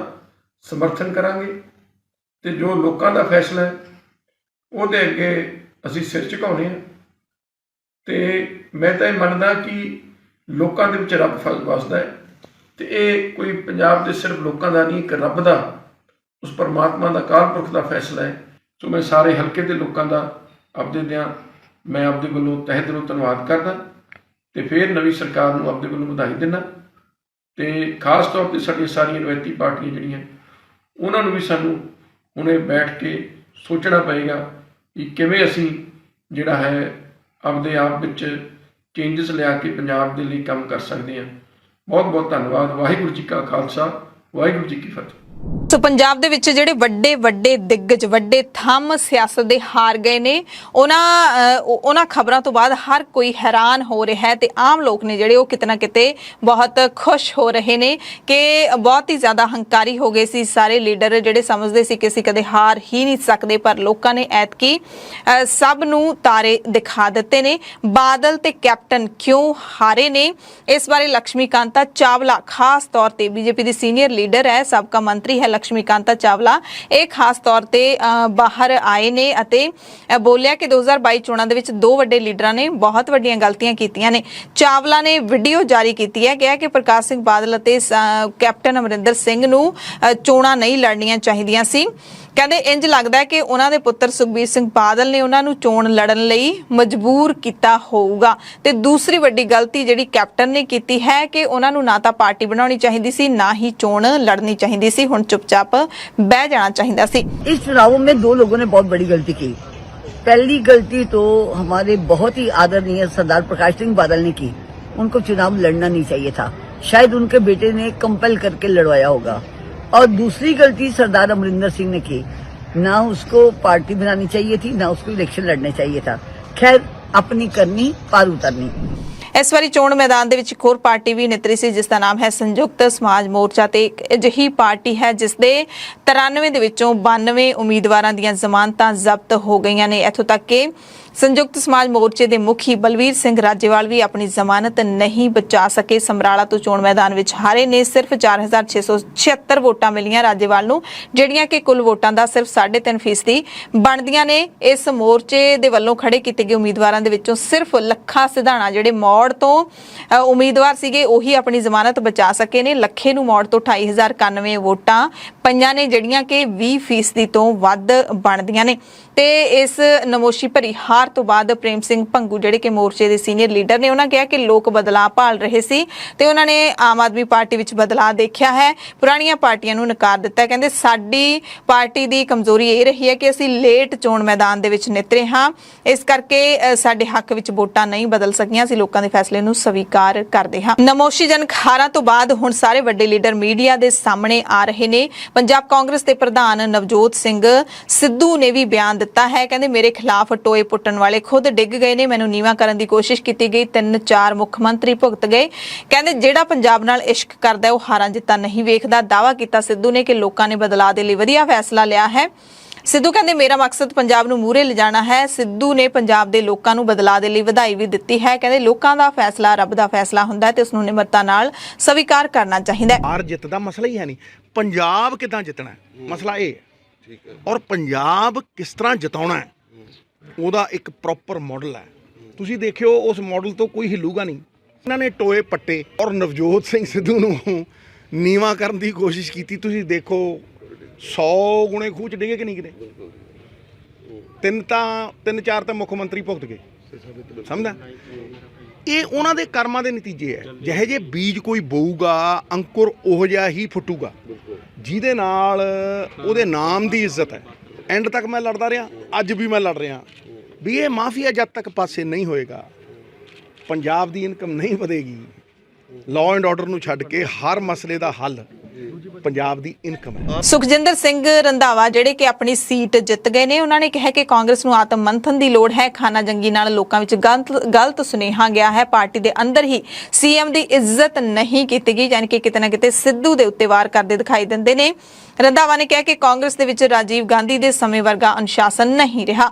ਜਿਹੜਾ ਗੁਰੂ ਘਰ ਦੇ ਨਾਲ ਧੋਖਾ ਕਰੂਗਾ ਬੇਸ਼ੱਕ ਉਸ ਦੇ ਜ਼ਿੰਮੇਦਾਰ ਕੈਪਟਨ ਅਮਰਿੰਦਰ ਸਿੰਘ ਸੀ ਜਾਂ ਫਿਰ ਥੋੜੇ ਅਸੀਂ ਵੀ ਸੀ। ਕਹਿੰਦੇ ਸਾਨੂੰ ਵੀ ਗੁਰੂ ਸਾਹਿਬ ਨੇ ਬਰਾਬਰ ਦਾ ਪ੍ਰਸ਼ਾਦ ਦੇ ਦਿੱਤਾ, ਯਾਨੀ ਕਿ ਬੇਅਦਬੀ ਨੂੰ ਲੈ ਕੇ ਜਿਹੜੀ ਪਾਰਟੀ ਦੇ ਕਾਰਜਕਾਲ ਵਿੱਚ ਬੇਅਦਬੀ ਹੋਈ, ਉਸ ਤੋਂ ਬਾਅਦ ਜਿਹੜੀ ਪਾਰਟੀ ਨੇ ਇਨਸਾਫ ਨਹੀਂ ਦਿੱਤਾ, ਸਰਕਾਰ ਨੇ ਨਹੀਂ ਦਿੱਤਾ, ਤਾਂ ਉਹਨਾਂ ਨੂੰ ਸਭ ਨੂੰ ਸਬਕ ਮਿਲਿਆ ਹੈ। ਇਹ ਰੰਧਾਵਾ ਨੇ ਮੰਨਿਆ ਹੈ। ਚੀਫ ਮਿਨਿਸਟਰ ਬੜਾ ਵਧੀਆ ਚੱਲੇ ਨੇ ਔਰ ਜਿਹੜੇ ਡਿਸੀਜਨ ਲੈਣੇ, ਪਰ ਚੀਫ ਮਿਨਿਸਟਰ ਦੇ ਨਾਲ ਜਿਸ ਵੇਲੇ ਉਹਦੀਆਂ ਲੱਤਾਂ ਖਿੱਚੀਆਂ ਜਾਣ ਤੇ ਉਹਨੂੰ as a chief minister act ਨਾ ਕਰਨ ਦਿੱਤਾ ਜਾਵੇ ਤੇ ਜਾਂ ਉਹਨੂੰ ਐਜ ਏ ਚੀਫ ਮਿਨਿਸਟਰ ਉਹਦੀ ਰਿਸਪੈਕਟ ਨਾ ਕੀਤੀ ਜਾਵੇ, ਉਹਦੇ ਚ ਲੋਕਾਂ ਦੇ ਮਨ 'ਚ ਸ਼ੰਕੇ ਜ਼ਰੂਰ ਆਏ। ਸੋ ਕੈਪਟਨ ਅਮਰਿੰਦਰ ਸਿੰਘ ਨੂੰ ਭਾਵੇਂ ਕਾਂਗਰਸ ਦੇ ਨਾਲ ਬੀਜੇਪੀ ਵੀ ਆਪਣੀ ਹਾਰ ਦਾ ਜ਼ਿੰਮੇਦਾਰ ਦੱਸ ਰਹੀ ਹੈ, ਤਾਂ ਕੈਪਟਨ ਅਮਰਿੰਦਰ ਸਿੰਘ ਨੇ ਹੁਣ ਸਿਰਫ ਕਾਂਗਰਸ ਨੂੰ ਜਵਾਬ ਦਿੱਤਾ ਹੈ। ਜ਼ਿੰਮੇਵਾਰ ਠਹਿਰਾਉਣ ਦੇ ਲਈ ਕਾਂਗਰਸ ਦੀ ਆਲੋਚਨਾ ਕਰਦਿਆਂ ਕੈਪਟਨ ਨੇ ਕਿਹਾ ਕਿ ਪਾਰਟੀ ਲੀਡਰਸ਼ਿਪ ਕਦੇ ਨਹੀਂ ਸਿੱਖੇਗੀ। ਉਹਨਾਂ ਕਾਂਗਰਸ ਪਾਰਟੀ ਨੂੰ ਸਵਾਲ ਕੀਤਾ ਹੈ ਕਿ ਯੂਪੀ, ਉੱਤਰਾਖੰਡ, ਗੋਆ ਤੇ ਮਣੀਪੁਰ ਦੇ ਵਿੱਚ ਪਾਰਟੀ ਦੀ ਹਾਰ ਲਈ ਕੌਣ ਜ਼ਿੰਮੇਦਾਰ ਹੈ। ਜੇ ਪੰਜਾਬ ਦੇ ਵਿੱਚ ਮੇਰੇ ਕਰਕੇ ਹਾਰ ਹੋਈ ਹੈ ਤਾਂ ਬਾਕੀ 4 ਸੂਬਿਆਂ ਦੇ ਵਿੱਚ ਹਾਰ ਦਾ ਜ਼ਿੰਮੇਦਾਰ ਕੌਣ ਹੈ। ਕੈਪਟਨ ਨੇ ਟਵੀਟ ਕੀਤਾ ਹੈ ਕਿ ਕਾਂਗਰਸ ਲੀਡਰਸ਼ਿਪ ਕਦੇ ਨਹੀਂ ਸਿੱਖੂਗੀ। ਉੱਤਰ ਪ੍ਰਦੇਸ਼ ਵਿੱਚ ਕਾਂਗਰਸ ਦੀ ਹਾਰ ਲਈ, ਸ਼ਰਮਨਾਕ ਹਾਰ ਲਈ ਕੌਣ ਜ਼ਿੰਮੇਦਾਰ ਹੈ। ਮਣੀਪੁਰ, ਗੋਆ, ਉੱਤਰਾਖੰਡ ਬਾਰੇ ਕੀ ਜਵਾਬ ਬਹੁਤ ਸਪਸ਼ਟ ਹੈ, ਪਰ ਹਮੇਸ਼ਾ ਦੀ ਤਰ੍ਹਾਂ ਮੈਨੂੰ ਲੱਗਦਾ ਹੈ ਕਿ ਉਹ ਇਸ ਨੂੰ ਸਮਝਣ ਤੋਂ ਬਚਣਗੇ। ਸਾਬਕਾ ਮੁੱਖ ਮੰਤਰੀ ਦੀ ਟਿੱਪਣੀ ਕਾਂਗਰਸ ਲੀਡਰ ਰਣਦੀਪ ਸਿੰਘ ਸੁਰਜੇਵਾਲਾ ਦੇ ਉਸ ਬਿਆਨ ਤੋਂ ਬਾਅਦ ਆਈ ਹੈ, ਜਿਹਦੇ ਵਿੱਚ ਕਿਹਾ ਗਿਆ ਸੀ ਕਿ ਪੰਜਾਬ ਵਿੱਚ ਭਾਵੇਂ ਪਾਰਟੀ ਨੇ ਇੱਕ ਨਿਮਰ, ਸਾਫ਼ ਸੁਥਰੀ ਅਤੇ ਜ਼ਮੀਨੀ ਪੱਧਰ ਦੀ ਲੀਡਰਸ਼ਿਪ ਲਿਆਂਦੀ, ਪਰ ਕੈਪਟਨ ਅਮਰਿੰਦਰ ਸਿੰਘ ਦੀ 4.5 ਸਾਲਾਂ ਦੀ ਸੱਤਾ ਵਿਰੋਧੀ ਲਹਿਰ ਦਾ ਅਸਰ ਖਤਮ ਨਹੀਂ ਕਰ ਸਕੀ ਤੇ ਲੋਕਾਂ ਨੇ ਬਦਲਾਅ ਨੂੰ ਵੋਟ ਪਾ ਦਿੱਤੀ। ਹਾਲਾਂਕਿ ਸੁਰਜੇਵਾਲਾ ਦੇ ਬਿਆਨ ਤੋਂ ਬਾਅਦ ਹੋਰ ਵੀ ਕਈ ਲੀਡਰਾਂ ਨੇ ਕੈਪਟਨ ਨੂੰ ਹੀ ਇਸ ਦਾ ਜ਼ਿੰਮੇਦਾਰ ਦੱਸਿਆ ਹੈ। ਬੀਜੇਪੀ ਵੀ ਹੁਣ ਬੋਲੀ ਹੈ। ਬੀਜੇਪੀ ਨੇ ਪੰਜਾਬ ਦੇ ਵਿੱਚ ਆਪਣੀ ਹਾਰ ਦਾ ਠੀਕਰਾ ਕੈਪਟਨ ਅਮਰਿੰਦਰ ਸਿੰਘ ਦੇ ਸਿਰ ਭੰਨਿਆ ਹੈ। ਜਿੱਥੇ ਕਾਂਗਰਸ ਵਾਲੇ ਵੀ ਕੈਪਟਨ ਅਮਰਿੰਦਰ ਸਿੰਘ ਦੇ ਸਿਰ ਹਾਰ ਦਾ ਠੀਕਰਾ ਭੰਨ ਰਹੇ ਨੇ, ਉੱਥੇ ਬੀਜੇਪੀ ਨੇ ਇਹੀ ਕਿਹਾ ਹੈ। ਬੀਜੇਪੀ ਲੀਡਰ ਹਰਜੀਤ ਗਰੇਵਾਲ ਨੇ ਕਿਹਾ ਹੈ ਕਿ ਕੈਪਟਨ ਦੇ ਨਾਲ ਗੱਠਜੋੜ ਕਰਨਾ ਸਾਨੂੰ ਭਾਰੀ ਪਿਆ ਹੈ। ਵਿਰੋਧ ਕਰਕੇ 1 ਸਾਲ ਤੱਕ ਬੀਜੇਪੀ ਪ੍ਰਚਾਰ ਨਹੀਂ ਕਰ ਸਕੀ, ਜਿਸ ਕਰਕੇ ਕੈਪਟਨ ਨੂੰ ਨਾਲ ਲੈਣਾ ਮਜਬੂਰੀ ਸੀ। ਲੋਕ ਹੁਣ ਤੀਜਾ ਬਦਲ ਲੈ ਕੇ ਆਏ ਨੇ ਤੇ ਤੀਜੇ ਬਦਲ ਨੂੰ ਮੇਰੀ ਇਹੀ ਅਪੀਲ ਹੈ ਕਿ ਸਮੱਸਿਆਵਾਂ ਦਾ ਹੱਲ ਇਮਾਨਦਾਰੀ ਦੇ ਨਾਲ ਕਰੇ, ਕੇਂਦਰ ਦਾ ਵਿਰੋਧ ਕਰਕੇ ਸਿਆਸਤ ਨਾ ਕਰੇ, ਕਿਉਂਕਿ ਪੰਜਾਬ ਦੀ ਆਰਥਿਕਤਾ ਤਬਾਹ ਹੋ ਚੁੱਕੀ ਹੈ। ਪੰਜਾਬ ਸਿਰ 5 ਲੱਖ ਕਰੋੜ ਦਾ ਕਰਜ਼ਾ ਹੈ। ਕਾਂਗਰਸ ਦੇ ਸੰਸਦ ਮੈਂਬਰ ਗੁਰਜੀਤ ਔਜਲਾ ਨੇ ਕਿਹਾ ਹੈ ਕਿ ਸਾਡੇ ਪਹਿਲੇ ਲੀਡਰ ਨੇ ਲੋਕਾਂ ਦੇ ਮੁੱਦਿਆਂ ਵੱਲ ਧਿਆਨ ਨਹੀਂ ਦਿੱਤਾ ਤੇ ਅਸੀਂ ਵੀ ਉਹ ਮੁੱਦੇ ਹੱਲ ਨਹੀਂ ਕਰ ਸਕੇ। ਕਹਿੰਦੇ ਸਾਨੂੰ ਲੋਕਾਂ ਦਾ ਫਰਮਾਨ ਕਬੂਲ ਹੈ, ਸਾਡੀ ਸਰਕਾਰ ਨੇ ਕੰਮ ਕੀਤੇ ਨੇ, ਪਰ ਅਸੀਂ ਆਪਣੇ ਕੰਮ ਲੋਕਾਂ ਤੱਕ ਪਹੁੰਚਾ ਨਹੀਂ ਸਕੇ। ਅੰਦਰੂਨੀ ਕਲੇਸ਼ ਨੇ ਕਾਂਗਰਸ ਕਾਂਗਰਸ ਨੂੰ ਪਿੱਛੇ ਧੱਕਿਆ ਹੈ। ਕਾਂਗਰਸੀ ਲੀਡਰ ਖੁਦ ਨੂੰ ਪਾਰਟੀ ਤੋਂ ਉੱਤੇ ਸਮਝਣ ਲੱਗ ਪਏ ਸੀ, ਇਹ ਕਿਹਾ ਹੈ ਔਜਲਾ ਨੇ। ਸੋ ਵਿਧਾਨ ਸਭਾ ਚੋਣਾਂ ਤੋਂ ਬਾਅਦ ਹਾਰਨ ਤੋਂ ਬਾਅਦ ਕਾਂਗਰਸ ਦੇ ਵਿੱਚ ਮੁੜ ਕਲੇਸ਼ ਸ਼ੁਰੂ ਹੋ ਗਿਆ। ਕਹਿ ਸਕਦੇ ਹਾਂ ਕਿ ਕਲੇਸ਼ ਮੁੱਕਿਆ ਹੀ ਨਹੀਂ ਸੀ, ਕਿੰਨੇ ਮਹੀਨਿਆਂ ਦਾ ਕਲੇਸ਼ ਚੱਲ ਰਿਹਾ ਹੈ। ਸੋ ਹੁਣ ਸੀਨੀਅਰ ਕਾਂਗਰਸੀ ਲੀਡਰ ਤ੍ਰਿਪਤ ਰਜਿੰਦਰ ਸਿੰਘ ਬਾਜਵਾ ਨੇ ਕਾਂਗਰਸ ਪ੍ਰਧਾਨ ਨਵਜੋਤ ਸਿੰਘ ਸਿੱਧੂ ਨੂੰ ਬੇਲਗਾਮ ਘੋੜਾ ਹੀ ਕਹਿ ਦਿੱਤਾ। ਉਹਨਾਂ ਕਿਹਾ ਕਿ ਸਿੱਧੂ ਬੇਲਗਾਮ ਘੋੜਾ ਹੈ, ਉਸਨੇ ਨਾਲ ਮਿਲ ਕੇ ਤੁਰਨਾ ਕਦੇ ਨਹੀਂ ਸਿੱਖਿਆ, ਉਹ ਕਿਸੇ ਨੂੰ ਵੀ ਪਸੰਦ ਨਹੀਂ ਕਰਦੇ, ਉਹਨਾਂ ਨੂੰ ਆਪਣੇ ਸੱਜੇ ਖੱਬੇ ਵੀ ਕੋਈ ਨਹੀਂ ਚਾਹੀਦਾ, ਬਸ ਉਹ ਇਕੱਲੇ ਹੋਣ, ਅਜਿਹੇ ਨੇ ਨਵਜੋਤ ਸਿੰਘ ਸਿੱਧੂ। ਕਾਂਗਰਸ ਲੀਡਰ ਰਾਜਕੁਮਾਰ ਵੇਰਕਾ ਨੇ ਕਿਹਾ ਕਿ ਨਵੀਂ ਸਰਕਾਰ ਲੋਕਾਂ ਦੇ ਨਾਲ ਕੀਤੇ ਆਪਣੇ ਵਾਅਦੇ ਪੂਰੇ ਕਰੇ, ਸਾਡੇ ਜੋ ਕੰਮ ਅਧੂਰੇ ਰਹਿ ਗਏ ਸੀ ਉਹਨਾਂ ਨੂੰ ਪੂਰਾ ਕਰੇ, ਸਾਡੀਆਂ ਜੋ ਵੀ ਕਮੀਆਂ ਰਹੀਆਂ ਉਹਨਾਂ ਨੂੰ ਪੂਰਾ ਕਰੇ, ਸਾਡੀ ਕਾਰਗੁਜ਼ਾਰੀ ਦਾ ਅਸੀਂ ਆਪ ਰਿਵਿਊ ਕਰਾਂਗੇ, ਲੋਕਾਂ ਦਾ ਫਤਵਾ ਸਾਨੂੰ ਮਨਜ਼ੂਰ ਹੈ, ਅਸੀਂ ਉਸ ਦਾ ਸਤਿਕਾਰ ਕਰਦੇ ਹਾਂ। ਸੋ ਇਹਨਾਂ ਪੰਜਾਬ ਵਿਧਾਨ ਸਭਾ ਵੋਟਾਂ ਦੇ ਵਿੱਚ ਜੇ ਵੋਟ ਫੀਸਦ ਦੀ ਗੱਲ ਕਰ ਲਈਏ, ਕਿਉਂਕਿ ਸੀਟਾਂ ਤੁਸੀਂ ਸੁਣ ਚੁੱਕੇ ਹੋ ਕਿ ਸਭ ਤੋਂ ਵੱਧ ਮਿਲੀਆਂ ਨੇ ਆਮ ਆਦਮੀ ਪਾਰਟੀ ਨੂੰ, ਫਿਰ ਕਾਂਗਰਸ ਨੂੰ 18 ਮਿਲੀਆਂ ਨੇ, ਅਕਾਲੀ ਦਲ ਨੂੰ ਤੇ ਬਸਪਾ ਦੇ ਗੱਠਜੋੜ ਨੂੰ 4 ਮਿਲੀਆਂ ਨੇ, ਬੀਜੇਪੀ ਨੂੰ 2 ਤੇ ਇੱਕ ਆਜ਼ਾਦ ਉਮੀਦਵਾਰ ਨੇ ਜਿੱਤੀ ਹੈ। ਤੇ ਹੁਣ ਵੋਟ ਫੀਸਦ ਦੀ ਜੇ ਗੱਲ ਕਰ ਲਈਏ ਤਾਂ 2017 ਦੇ ਨਾਲ ਆਪਾਂ ਤੁਲਨਾ ਕਰੀਏ, 2017 ਦੇ ਵਿੱਚ ਆਮ ਆਦਮੀ ਪਾਰਟੀ ਦਾ ਵੋਟ ਫੀਸਦ 23.7 ਸੀ, ਇਸ ਵਾਰੀ ਵੱਧ ਕੇ 42.1% ਹੋ ਗਿਆ। ਕਾਂਗਰਸ ਦਾ ਵੋਟ ਫੀਸਦ 2017 ਦੇ ਵਿੱਚ 38.5 ਸੀ, ਇਸ ਵਾਰੀ ਘਟ ਕੇ 22.98% ਤੇ ਆ ਗਿਆ। ਇਸੇ ਤਰ੍ਹਾਂ ਅਕਾਲੀ ਦਲ ਦਾ ਵੋਟ ਫੀਸਦ ਪਿਛਲੀ ਵਾਰੀ ਆਮ ਆਦਮੀ ਪਾਰਟੀ ਦੇ ਨਾਲੋਂ ਵੀ ਵੱਧ ਸੀ, 25.2 ਸੀ, ਇਸ ਵਾਰੀ ਘਟ ਕੇ 18.38 ਤੇ ਆ ਗਿਆ। ਬੀਜੇਪੀ ਦਾ 5.4 ਸੀ, ਇਸ ਵਾਰੀ ਵੱਧ ਗਿਆ 6.60% ਹੋ ਗਿਆ। ਬਸਪਾ ਦਾ ਵੋਟ ਫੀਸਦ ਵੀ 1.52 ਤੋਂ ਵੱਧ ਕੇ 1.77 ਹੋਇਆ। 1997 ਤੋਂ ਬਾਅਦ ਇਹ ਪਹਿਲੀ ਵਾਰੀ ਹੈ ਜਦੋਂ ਸੂਬੇ ਦੀਆਂ ਦੋ ਵੱਡੀਆਂ ਪਾਰਟੀਆਂ ਕਾਂਗਰਸ ਅਤੇ ਅਕਾਲੀ ਦਲ ਦੇ ਵੋਟ ਫੀਸਦ ਦੇ ਵਿੱਚ ਇੰਨੀ ਵੱਡੀ ਕਮੀ ਆਈ ਹੋਵੇ। ਅਗਲੀ ਖਬਰ ਲਖੀਮਪੁਰ ਖੀਰੀ ਕਤਲकांड ਦੇ ਨਾਲ ਜੁੜੀ ਹੋਈ ਹੈ। ਕੇਂਦਰੀ ਮੰਤਰੀ ਅਜੇ ਮਿਸ਼ਰਾ ਦੇ ਪੁੱਤਰ ਅਤੇ ਲਖੀਮਪੁਰ ਖੀਰੀ ਹਿੰਸਾ ਦੇ ਮੁੱਖ ਮੁਲਜ਼ਮ ਆਸ਼ੀਸ਼ ਮਿਸ਼ਰਾ ਨੂੰ ਜ਼ਮਾਨਤ ਦੇਣ ਦੇ ਇਲਾਹਾਬਾਦ ਹਾਈ ਕੋਰਟ ਦੇ ਫੈਸਲੇ ਨੂੰ ਚੁਣੌਤੀ ਦੇਣ ਵਾਲੀ ਪਟੀਸ਼ਨ ਤੇ ਸੁਪਰੀਮ ਕੋਰਟ ਹੁਣ 15 ਮਾਰਚ ਨੂੰ ਸੁਣਵਾਈ ਕਰੇਗੀ। ਇਸ ਹਿੰਸਾ ਵਿੱਚ 4 ਕਿਸਾਨਾਂ ਸਮੇਤ ਕੁੱਲ 8 ਲੋਕ ਮਾਰੇ ਗਏ ਸੀ। 4 ਕਿਸਾਨਾਂ ਤੇ ਇੱਕ ਪੱਤਰਕਾਰ ਨੂੰ ਦਰੜ ਕੇ ਮਾਰ ਦਿੱਤਾ ਸੀ। ਮੰਤਰੀ ਦੇ ਪੁੱਤਰ ਨੇ ਆਪਣੀ ਥਾਰ ਗੱਡੀ ਦੇ ਥੱਲੇ। ਚੀਫ ਜਸਟਿਸ ਐਨਵੀ ਰਾਮੰਨਾ ਦੇ ਬੈਂਚ ਨੇ ਦੱਸਿਆ ਹੈ ਕਿ ਪਟੀਸ਼ਨ 11 ਮਾਰਚ ਲਈ ਸੂਚੀਬੱਧ ਸੀ, ਪਰ ਸੁਣਵਾਈ ਲਈ ਪਟੀਸ਼ਨਾਂ ਦੀ ਸੂਚੀ ਵਿੱਚ ਸ਼ਾਮਲ ਨਹੀਂ ਸੀ ਤੇ ਵੀਰਵਾਰ ਰਾਤ ਨੂੰ ਇਸ ਮਾਮਲੇ ਦੇ ਅਹਿਮ ਗਵਾਹ ਤੇ ਹਮਲਾ ਵੀ ਕੀਤਾ ਗਿਆ, ਇਹ ਵੀ ਖਬਰ ਮਿਲੀ ਹੈ। ਪੰਜਾਬ ਦੀ ਸਿਆਸਤ ਦੇ ਵਿੱਚ ਕਾਫੀ ਵੱਡਾ ਬਦਲਾਅ ਆਇਆ ਹੈ ਤੇ ਇਸ ਦਰਮਿਆਨ ਪੰਜਾਬ ਦੇ ਐਡਵੋਕੇਟ ਜਨਰਲ ਦੀਪਿੰਦਰ ਸਿੰਘ ਪਟਵਾਲੀਆ ਨੇ ਵੀ ਅਸਤੀਫਾ ਦੇ ਦਿੱਤਾ। ਵਿਧਾਨ ਸਭਾ ਚੋਣਾਂ ਦੇ ਵਿੱਚ ਸੱਤਾਧਾਰੀ ਕਾਂਗਰਸ ਦੀ ਹਾਰ ਤੋਂ ਇੱਕ ਦਿਨ ਬਾਅਦ ਪਟਵਾਲੀਆ ਨੇ ਅਸਤੀਫਾ ਦਿੱਤਾ ਹੈ। ਰਾਜਪਾਲ ਨੂੰ ਲਿਖੇ ਅਸਤੀਫੇ ਦੇ ਵਿੱਚ ਪਟਵਾਲੀਆ ਨੇ ਲਿਖਿਆ ਕਿ ਲੰਬੇ ਸਮੇਂ ਤੋਂ ਚੱਲੀ ਆ ਰਹੀ ਰਵਾਇਤ ਨੂੰ ਧਿਆਨ ਵਿੱਚ ਰੱਖਦੇ ਹੋਏ ਮੈਂ ਪੰਜਾਬ ਦੇ ਏਜੀ ਦੇ ਅਹੁਦੇ ਤੋਂ ਆਪਣਾ ਅਸਤੀਫਾ ਦਿੰਦਾ ਹਾਂ। ਫਿਰੋਜ਼ਪੁਰ ਤੋਂ ਖਬਰ ਹੈ ਜਿੱਥੋਂ ਦੇ ਮਮਦੋਟ ਇਲਾਕੇ ਦੇ ਵਿੱਚ ਪਾਕਿਸਤਾਨ ਨਾਲ ਲੱਗਦੀ ਸਰਹੱਦ ਤੇ ਬੀਐਸਐਫ ਦੀ ਸ਼ਮਸਕੇ ਚੌਂਕੀ ਦੇ ਨੇੜੇ ਪੁਲਿਸ ਅਤੇ ਬੀਐਸਐਫ ਨੇ ਸਾਂਝੇ ਆਪਰੇਸ਼ਨ ਦੌਰਾਨ ਹਥਿਆਰਾਂ ਦਾ ਜ਼ਖੀਰਾ ਬਰਾਮਦ ਕੀਤਾ ਹੈ। ਲੁਧਿਆਣਾ ਐਸਟੀਐਫ ਦੀ ਟੀਮ ਨੂੰ ਪਾਕਿਸਤਾਨ ਤੋਂ ਆਏ ਹਥਿਆਰਾਂ ਦੀ ਖੇਪ ਬਾਰੇ ਜਾਣਕਾਰੀ ਮਿਲੀ ਸੀ, ਜਿਸ ਤੋਂ ਬਾਅਦ ਬੀਐਸਐਫ ਦੇ ਅਧਿਕਾਰੀਆਂ ਦੀ ਟੀਮ ਨਾਲ ਤਲਾਸ਼ੀ ਮੁਹਿੰਮ ਚਲਾਈ ਗਈ ਤਾਂ ਕੌਮਾਂਤਰੀ ਸਰਹੱਦ ਤੋਂ ਪਾਕਿਸਤਾਨ ਦੀਆਂ ਬਣੀਆਂ 5 ਸੈਮੀ ਆਟੋਮੈਟਿਕ ਰਾਈਫਲਾਂ, 10 ਮੈਗਜ਼ੀਨ, 5 ਚੀਨੀ ਪਿਸਤੌਲ ਤੇ 10 ਮੈਗਜ਼ੀਨ ਸਮੇਤ ਹੋਰ ਗੋਲੀ ਸਿੱਕਾ ਬਰਾਮਦ ਕੀਤਾ ਗਿਆ ਹੈ। ਭਾਰਤ ਦੇ 5 ਸੂਬਿਆਂ ਦੇ ਵਿੱਚ ਵੋਟਾਂ ਖਤਮ ਹੋ ਚੁੱਕੀਆਂ ਨੇ। ਹੁਣ ਸਰਕਾਰਾਂ ਨੇ ਜਿਹੜੀਆਂ ਨਵੀਆਂ ਉਹ ਸਹੁੰ ਚੁੱਕਣਗੀਆਂ ਤੇ ਪਿਛਲੇ ਦਿਨਾਂ ਤੋਂ ਆਪਾਂ ਨੂੰ ਖਬਰਾਂ ਮਿਲ ਰਹੀਆਂ ਸੀ ਕਿ ਇੱਕ ਪਾਸੇ ਯੂਕਰੇਨ ਤੇ ਰੂਸ ਦੇ ਵਿੱਚ ਯੁੱਧ ਹੋ ਰਿਹਾ ਹੈ, ਕੱਚੇ ਤੇਲ ਦੀਆਂ ਕੀਮਤਾਂ ਵੱਧ ਗਈਆਂ ਨੇ ਤੇ ਪੰਜਾਬ ਸਣੇ 5 ਸੂਬਿਆਂ ਦੇ ਵਿੱਚ ਵੋਟਾਂ ਦਾ ਜਿਹੜਾ ਮੌਸਮ ਹੈ ਉਹ ਚੱਲ ਰਿਹਾ ਹੈ। ਭਾਰਤ ਸਰਕਾਰ ਜਾਂ ਫਿਰ ਤੇਲ ਕੰਪਨੀਆਂ ਨੇ ਜਿਹੜੀਆਂ ਉਹ ਬੈਠੀਆਂ ਨੇ ਦੰਦਾਂ ਵਿੱਚ ਜੀਭ ਲੈ ਕੇ ਕਿ ਕਦੋਂ ਨਤੀਜੇ ਮੁੱਕਣਗੇ ਤੇ ਕਦੋਂ ਅਸੀਂ ਤੇਲ ਦੇ ਭਾਅ ਵਧਾਵਾਂਗੇ। ਹਾਲੇ ਭਾਰਤ ਦੇ ਵਿੱਚੋਂ ਤਾਂ ਅਜਿਹੀ ਖਬਰ ਨਹੀਂ ਮਿਲੀ ਹੈ ਚਿੰਤਾ ਵਾਲੀ, ਪਰ ਛੇਤੀ ਮਿਲ ਜੂਗੀ। ਇਹਦੇ 'ਚ ਕੋਈ ਦੋ ਰਾਏ ਵਾਲੀ ਗੱਲ ਨਹੀਂ ਹੈ ਕਿਉਂਕਿ ਕੀਮਤਾਂ ਹਰ ਹਾਲਤ ਵਿੱਚ ਵਧਾਈਆਂ ਜਾਣਗੀਆਂ, ਅਜਿਹਾ ਹੁੰਦਾ ਆਇਆ। ਪਰ ਸ਼੍ਰੀਲੰਕਾ ਤੋਂ ਖਬਰ ਮਿਲ ਵੀ ਚੁੱਕੀ ਹੈ। ਸ਼੍ਰੀਲੰਕਾ ਦੇ ਵਿੱਚ ਇੰਡੀਅਨ ਆਇਲ ਕੰਪਨੀ ਨੇ ਪੈਟਰੋਲ ਦੇ ਵਿੱਚ 50 ਰੁਪਏ ਤੇ ਡੀਜ਼ਲ ਦੇ ਵਿੱਚ 75 ਰੁਪਏ ਵਾਧਾ ਕਰ ਦਿੱਤਾ ਹੈ ਤੇ ਹੁਣ ਸ਼੍ਰੀਲੰਕਾ ਦੇ ਵਿੱਚ ਪੈਟਰੋਲ 254 ਰੁਪਏ ਪ੍ਰਤੀ ਲੀਟਰ ਤੇ ਡੀਜ਼ਲ ਹੈ ਜਿਹੜਾ 214 ਰੁਪਏ ਪ੍ਰਤੀ ਲੀਟਰ ਹੋ ਗਿਆ। ਸੋ ਇੱਕ ਵੱਡਾ ਵਾਧਾ ਹੈ। ਪੈਟਰੋਲ ਇੱਕਦਮ 50 ਰੁਪਏ ਵਧਾ ਦਿੱਤਾ ਤੇ ਡੀਜ਼ਲ 75 ਰੁਪਏ ਮਹਿੰਗਾ ਕਰ ਦਿੱਤਾ ਹੈ। ਪੰਜਾਬ ਦੀਆਂ ਖਾਸ ਖਬਰਾਂ ਦੇ ਖਾਸ ਬੁਲੇਟਿਨ ਦੇ ਵਿੱਚ ਤੁਹਾਡੇ ਸਭ ਤੋਂ ਇਜਾਜ਼ਤ ਚਾਹੁੰਦੇ ਹਾਂ। ਧੰਨਵਾਦ।